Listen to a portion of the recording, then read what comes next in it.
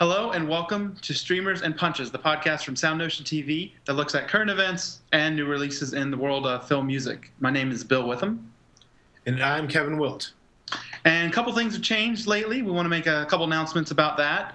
Format of the show won't be too different. We're going to talk about a couple headlines, look at some movies that have come out recently. We've got, of course, a whole batch of summer films to look at and with their scores, and talk about things we've heard and seen recently and enjoyed and or found to have critical flaws or something else, but we will get to all of that shortly. Or awesomeness, right? Well, first of all, we were previously on like a once-a-week schedule, and now we're going to move to once-a-month schedule. That way we can kind of lump in a lot more stories and kind of hit the bigger, more important stories in one sitting, essentially, and get everything that's important. Like, for example, we're going to cover some of the summer movies now, and since the others aren't out now, there's no point really in talking about them until they've come out. We've had a chance to see them, hear the music, see how the music fit in with the film. So it's kind of like everything in due time. So check us out. It should be the second week of every month. We'll be recording on the second Monday of every month, and then the show can be released sometime during that second week. So tune in, and that's basically our new schedule. So that may change a little bit depending on what films are coming out. Like next month, we've got Amazing Spider-Man and Dark Knight Rises coming out in the same month. So we may have separate shows for each of those.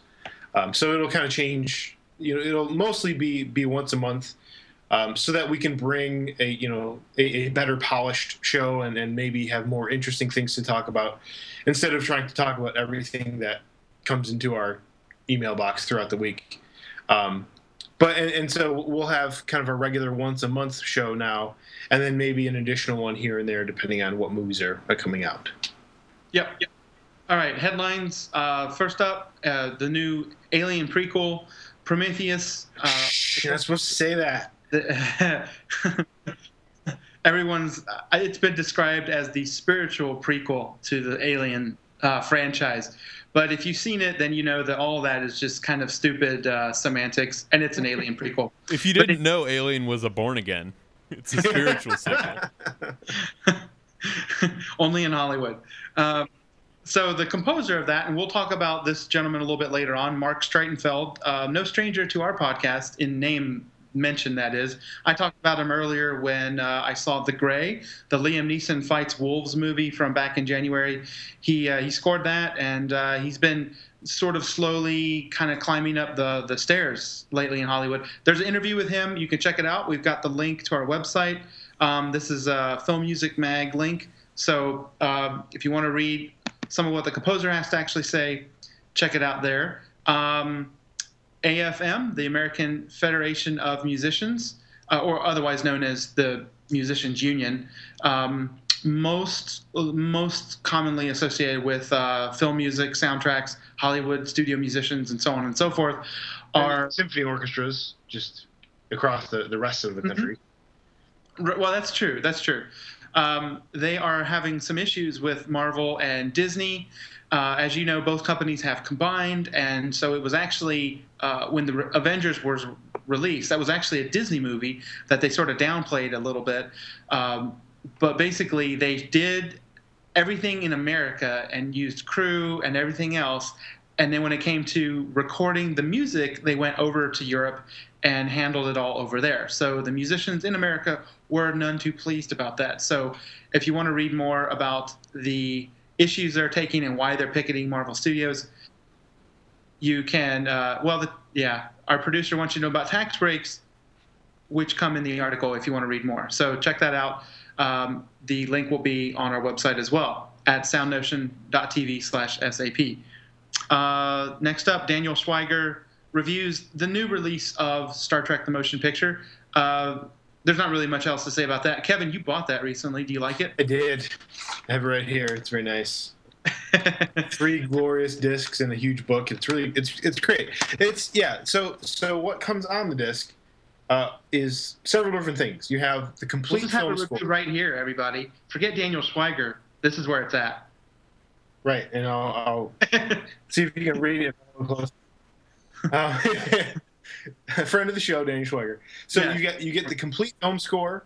You get some unused tracks that were thrown out. You get the original 1979.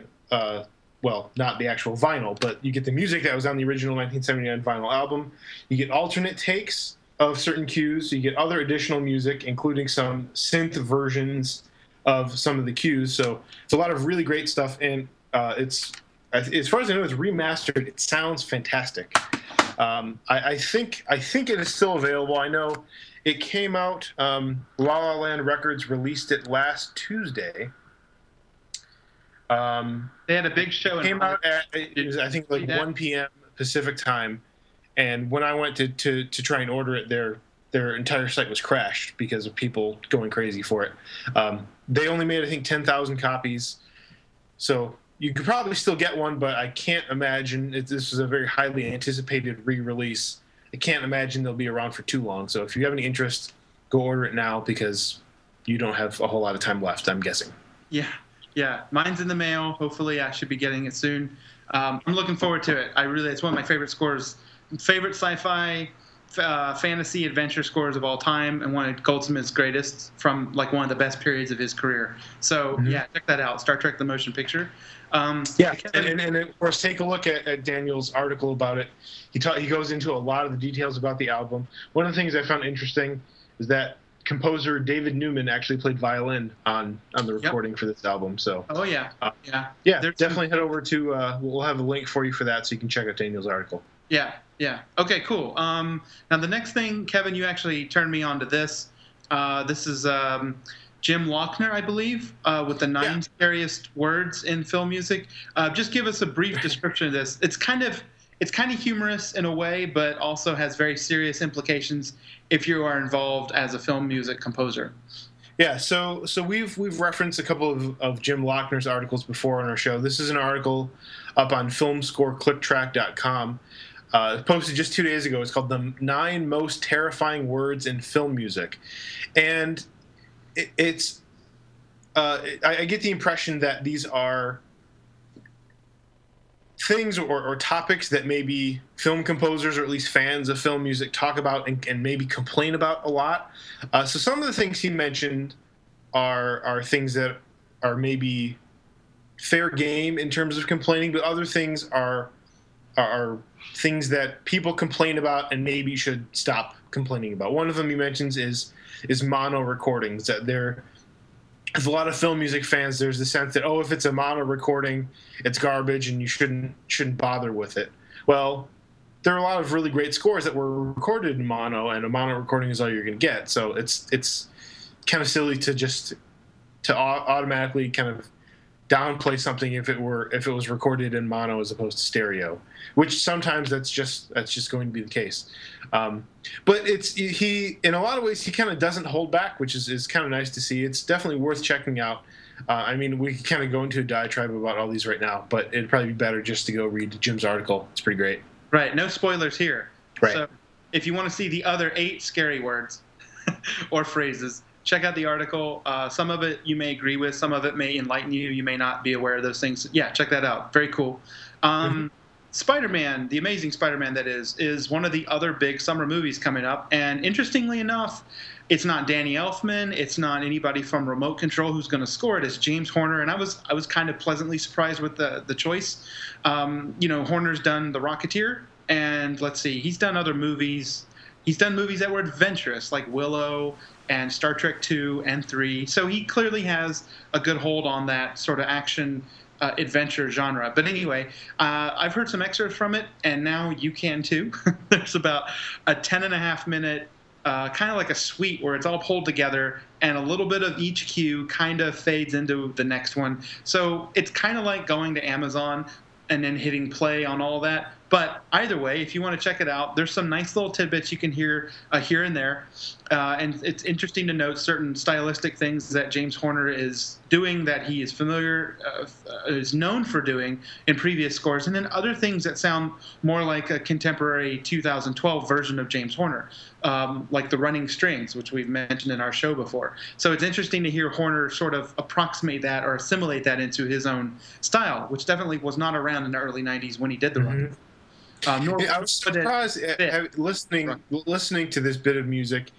I was surprised that it certainly doesn't use any of Danny Elfman's Spider-Man music, but it's maybe not as far away from Danny Elfman's Spider-Man music as I thought it was going to be as well. That's true. That's true. There's some similar combinations. Yeah. There's some combinations of sounds and some textures and some just the way rhythms used and percussion and things like that. Exactly. There's some of it is very sympathetic. It's very much in the same ballpark. But interesting to hear. Once Horner's harmonies kind of kick in, you realize, okay, this is Horner, and it couldn't be anybody else. Cool. So you want to check that out? Look for the link on our website. And then finally, Kevin, you found a track listing for Dark Knight Rises. Yeah, over at comicbookmovie.com, they have posted the track listing for the Hans Zimmer Dark Knight Rises soundtrack. It basically gives you the track titles and their length. I don't know. There aren't really any spoilers. There's I don't know if there's a whole lot interesting to get from it, but if you need to gobble up kind of every piece of Dark Knight Rises that you can, there you go. There's a nice little tidbit regarding the music for you. You can also see the album cover there as well. It's probably like track 1, Bane. Track 2, Catwoman. Not quite. I mean, it's not, track it's 3, not track 14, Batman Dies. It's nothing like that. Track 4, Marion Cotillard. No, anyway, okay. Right. Right. So check that out. Obviously, we're eagerly anticipating the score and the movie. I definitely want to see what they do. Even though I got to admit, I don't really listen to the score to Batman Begins and The Dark Knight very much, if any at all.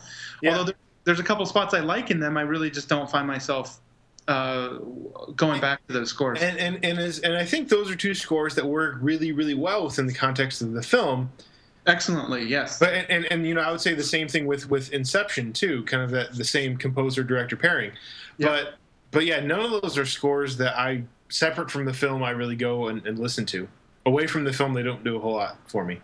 Yeah, they don't unfortunately hold up very well. But okay, well now we'll go. Let's check out what we've been looking at. Let's save the Prometheus for the, sure. For the end.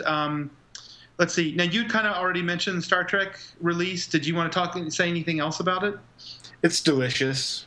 Okay. Spend your $35, go buy it. It has a nice booklet. It looked like. It has a nice booklet. Lots of color photos. I ordered mine from La La Land. It even came with like an alternate or an extra cover insert thing for whatever reason, which is cool. Yeah, I'm jealous because I'll get mine from Screen Archives. Yeah, found at Screen Archives. I mean, we've seen a lot within the past couple of months.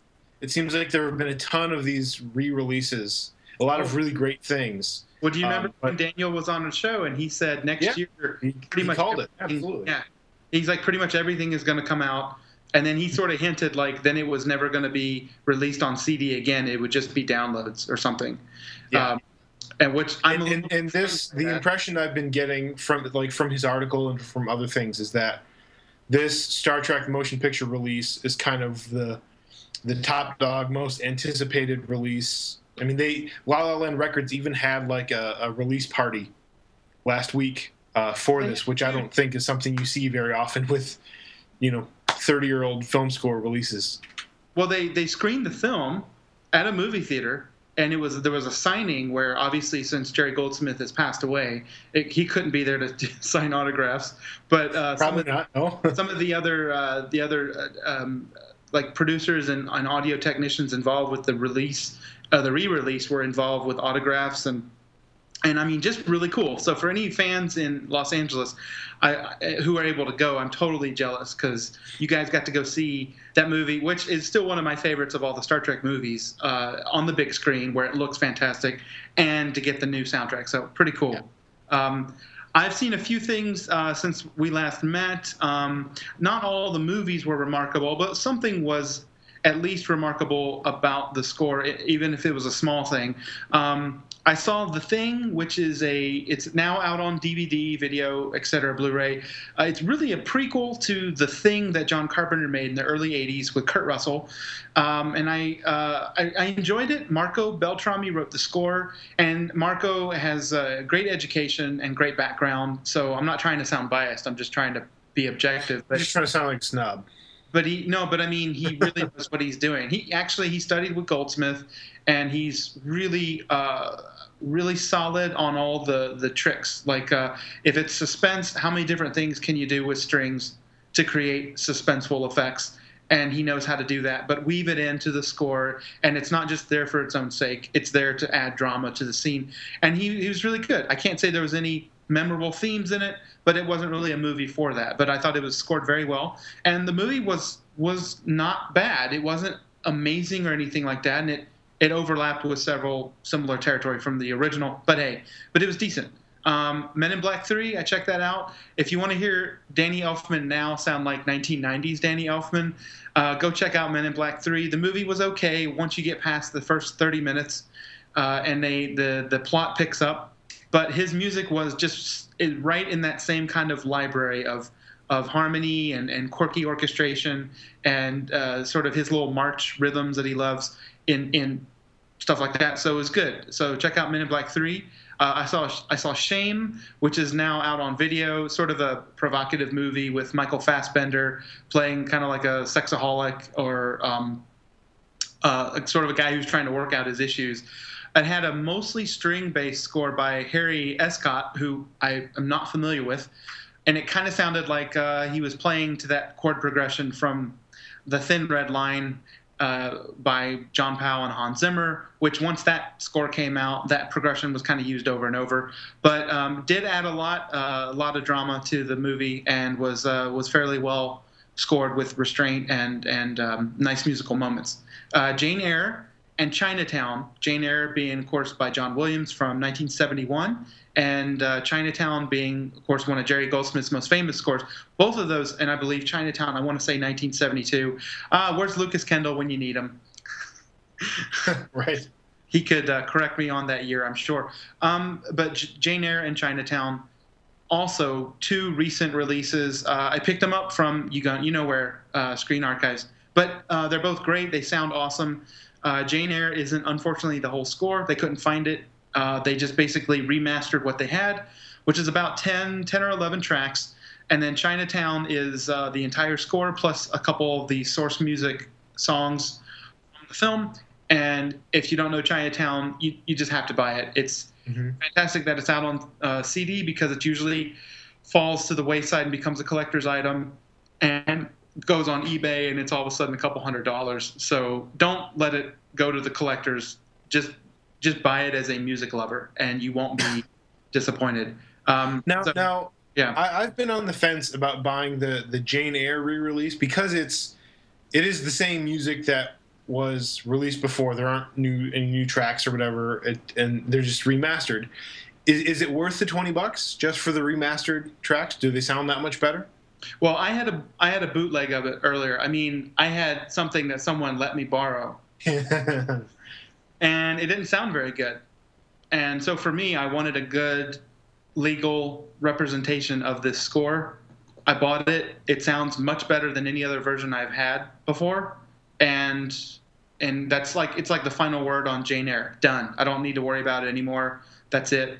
So I was fine with that. I would say if you like John Williams' scores, particularly stuff that sounds English, which is quite a few of his scores, but from his early period before he became just kind of the go-to blockbuster guy, it's a great score for that. And I have heard, now this, I don't remember where I read this. This could have been a very old piece of information, but the score to Jane Eyre is John Williams' favorite of his own scores. Whatever that's worth. Depending on what interviews, I always hear him say he loves all his scores like children, but he really enjoys Close Encounters, which is kind of like him saying Close Encounters is my favorite. Right. And forget my other children. And that's kind of interesting, because I know with myself and most composers that I know, we generally hate all the music we write. Yeah, it's just that fear and self-loathing kind of thing kicking in. Right. That's kind of, yeah, exactly. He has picked up. In a couple interviews, he's been quoted as saying he kind of likes doing the asteroid field from Empire Strikes Back. I mean, hell, who wouldn't? Oh yeah. I mean, who wouldn't like to conduct that? It'd be fun with a large orchestra. And he talks. I've seen him say that one is fun, and a few others, and particularly Close Encounters. But I haven't heard him talk about Jane Eyre too much. But anyway, yeah. So that's kind of what I've been listening to. All those things I would recommend. Definitely, if you don't want to purchase them, at least go see the movie, because that's the best way to appreciate them. And there you go. So now we're going to look at Prometheus. Yes, our big topic of the day. Yeah. Well, Prometheus. Why don't we start, Kevin? You want to let's start with the first cue, with the main theme. Okay. I think that sounds good. Now, the order of things on the actual soundtrack is rather backwards. Okay. It's kind of all over the place. So we don't, it's one of the CDs where the music is not in the same order as it is in the film. But there's essentially one big theme that we get in the film, and it's this. It's not a loud theme, but it is a screaming high French horn theme, which Marc Streitenfeld must have hired a very, very, very good French horn player to play. It's really high. So anyway. But why don't we start and listen to that, and then we'll kind of go from there, I guess. Sounds good.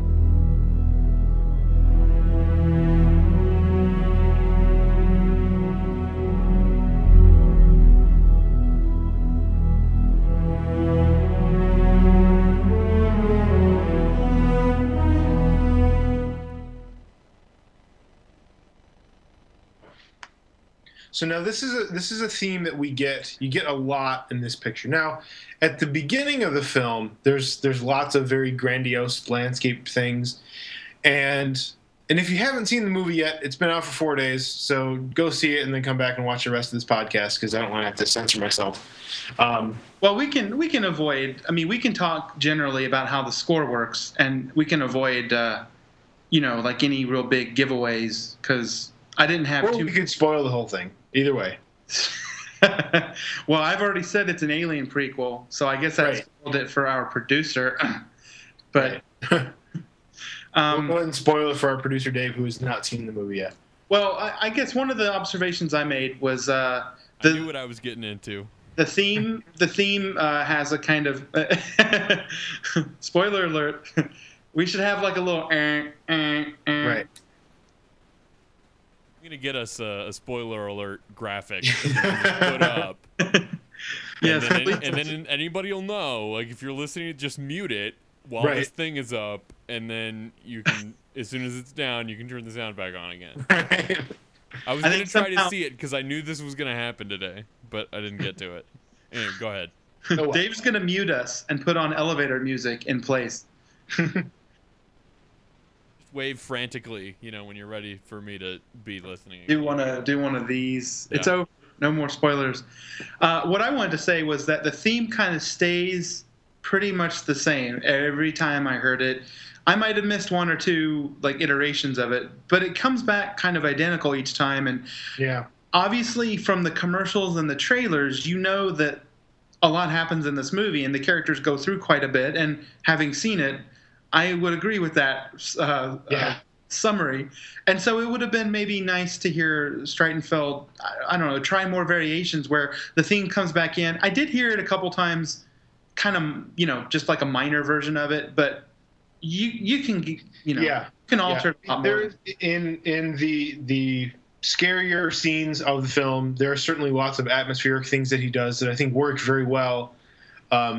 Although, Bill, like you and I had discussed after we saw the film, and even Daniel Schweiger, I think, mentioned it in his interview with Mark. There's a lot of fighting with sound effects and sound design. So there's a lot for music to compete with. So even in some of those scarier moments, maybe there's not a whole lot of room for the music to go. Right. But this main theme that kind of carries through. The film opens with a rather landscape kind of it's very very kind of big, large, beautiful landscapes with a very almost optimistic, almost religious kind of a tone to it. Yeah, and those moments, I feel like this theme works very well. It does work very well at the beginning. Yeah, yeah. It's the darker moments where stuff starts to go to hell and characters are being running into problems. We'll say. It seems much less appropriate. I'm with you. I would have liked if the theme had undergone more of a transformation throughout the film, because the characters and the situation very, very, very much did, and the theme didn't seem to go with them. And even if you watch the trailers, there's a moment where the main character said something along the lines of we were wrong, we were mistaken, they're not who we think they are, or whatever. Yeah. So there's this acknowledgement that what the characters came in thinking is very, very different than what they ended up with. And to me, that seemed like it would be a really good catalyst to then change that theme. That the situation the characters thought they were going to be in is now very, very different. So then change that theme you started with to kind of match their realization that things are very, very different. But he doesn't do that, and so, again, very appropriate for the beginning of the film. And as the film went along, it kind of struck me as less and less fair. Right. And it doesn't have to be by rote that each time a composer creates a theme in a film and that film's characters start undergoing changes, or they start their character arcs, that the theme always has to change too. It just usually is that it does happen like that to some degree, or that the theme itself just gets it's very malleable. If it's a good theme, it gets treated and molded and turned into different shapes throughout the film to match the different narrative goings on, basically. Yeah. I mean, Star Wars theme is just, the one that's basically rooted in Korngold's King's Row. Just the open fifth lends itself so easily to anything. And this one starts off with a large fifth with the horn, and later with the strings. For example, later in the film, the android character, which if you've watched the commercials, you know who that is. The android character let's say he walks into a room, and there are lots of bright lights in this room. And the bright lights construct a certain pattern. Actually, I think this is probably in the trailer, too. I think that's in the trailer, too. It's a big kind of like... This is deep within the movie. At a certain point, you already know things are starting to unravel slightly.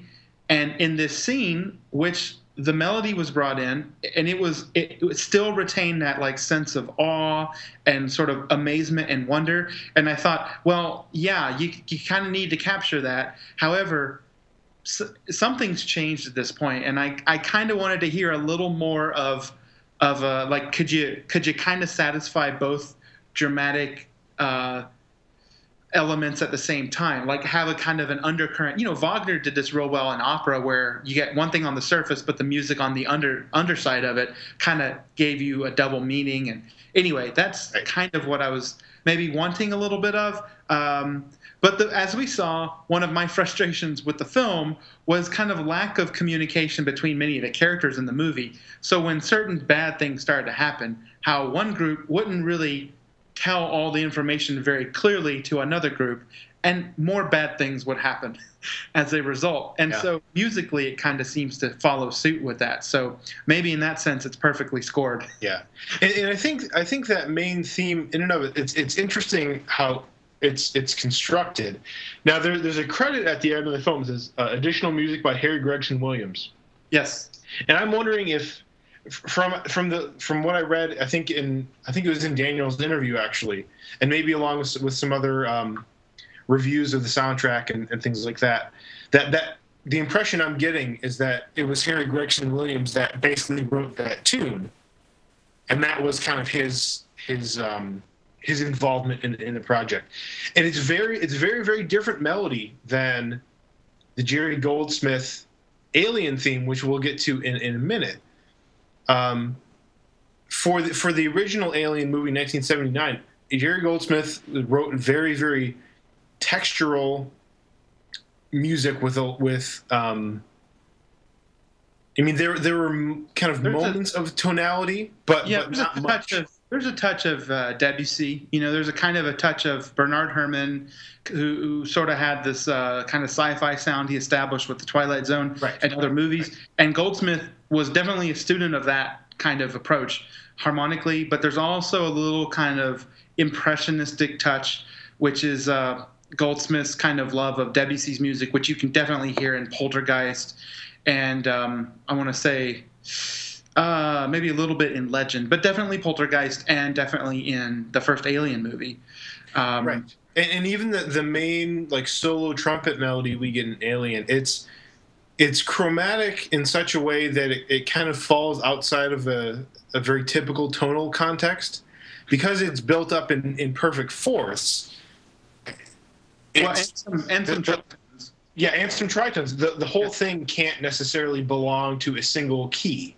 Right. And when you have a melody that does that, to a certain level, it can be a little bit. I think jarring is maybe too harsh a word, but there's a certain ambiguity to it. Yeah, it sounds weird and foreign, which is perfect for the Alien movie. Exactly right, and that was kind of the thing that I didn't like about this Prometheus theme.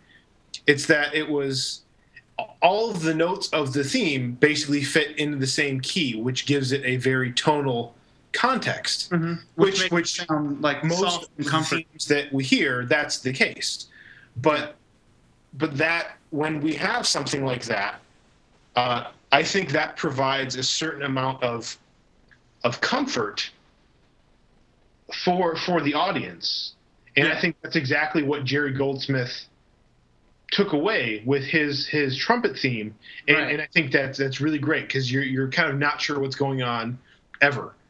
Well, let's play the. Now there was a moment in the film where either Streitenfeld or Gregson Williams, I'm not sure who wrote that cue, brought in Goldsmith's melody into their score, and we've got a little bit of that isolated. So why don't we listen to that? Sure.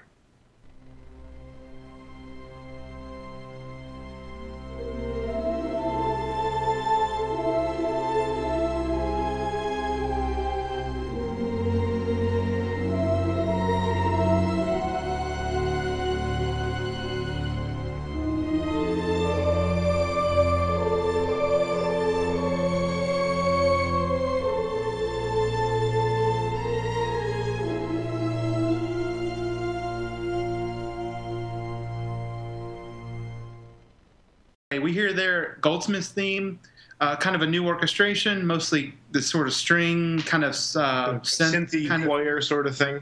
Yeah. But what troubled me was the way that was used in the movie.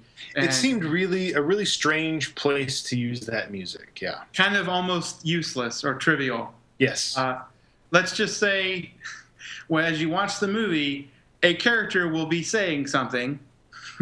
The character has somewhat significance to the story, but not all the significance of the movie. But anyway, the music then comes in behind this character or underneath this character's dialogue to sort of, I don't know, create this kind of eerie atmosphere. And then that's the only sort of, service that's paid to. Yeah. However, and I kind of get it. I mean, the name of the character is certainly one of the more tangible things that connects this film to the Alien, but it's also one of the more trivial things then that he connects has music underneath his dialogue also connect him to the original Alien movies as well. So, haha, we figured it out, filmmakers. We're on to you. But for a score that was I don't know, one of Goldsmith's bests, and I don't know. I guess, and I think as much as we like that score, and again, if you haven't seen the movie, just don't listen to me for like 15 or 20 seconds. There are a lot of things that are suggestively connect Alien to Prometheus.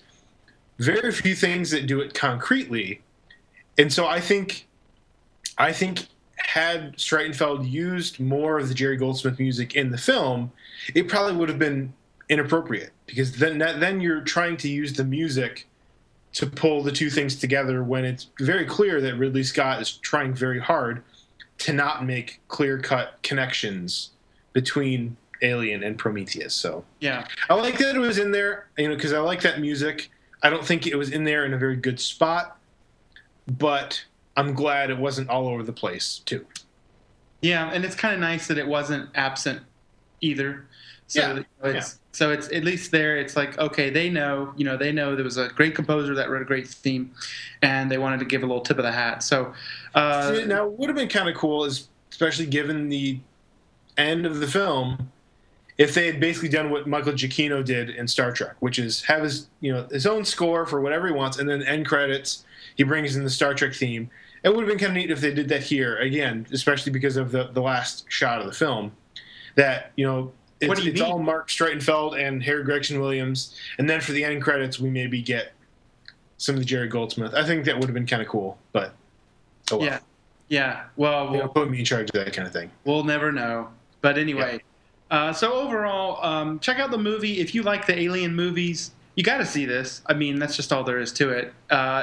It can be a little frustrating. It was for me, but the conversations and the ideas that the movie puts forth, or at least the conversation that kind of spurs between film fans and Alien fans, is really good conversation. And sometimes it's really stimulating to see something that annoys you on some level and gets other things seemingly wrong while it gets other things very right. So it's really stimulating to see that and to kind of be able to pick it apart and enjoy that part of the process too. And how many films have come out in the last year where when you saw it, like, Avengers is fun, but like Malcolm McDowell said recently in an interview, it's just noisy, but it's packaged really well. Yeah. Said it's just loud and stupid, but it looks really pretty. And it's like, this is true. Avengers was really fun and on this really loud level. But then there's something that Prometheus is trying to like ask or hint at, and the music is there. It's scored pretty well, and I thought the score was another example in how the entire movie was like bold filmmaking. Like, we don't get it that often. This movie was not afraid to shoot. This, for being like a big sci-fi, big budget, summer blockbuster kind of thing, this movie had a lot more brains than it had every right to have. Well, yeah, right. I mean, there's times that the movie did things very smartly, and then all of a sudden it just did things really dumb for a long time. And then some parts of it I was a little bit feeling like it treated the audience like they're stupid, while it made you think that it was treating you like you're intelligent. So I had a little issue with that. But on the whole, the film is, I mean, the way it's shot and the caliber of actors and the world, like visually, the sets, the costumes, the visual effects, it's really bold visual storytelling. And I was really like hungry for something like that. And it wasn't afraid of just these amazingly large sets and large shots. And it really, I don't know, it just really tried to pull it all together. I don't think it quite all came together. But the score was another example of a bold aspect to it. They weren't afraid to have big melody in there. They weren't afraid to have the music contribute and not just be wallpaper. On the Slash Film podcast recently, where they laid into Prometheus for like an hour and a half, they said, I like the score because it wasn't Hans Zimmer. So that was kind of... Which, let's face it, that's not something Marc Streitenfeld, he's a remote control graduate. Yeah. For someone to say that his score doesn't sound like Hans Zimmer, that's not something you hear from people that come from that studio very often. Yeah, and let's face it, it's the opposite. It sounds like warmed over Hans Zimmer.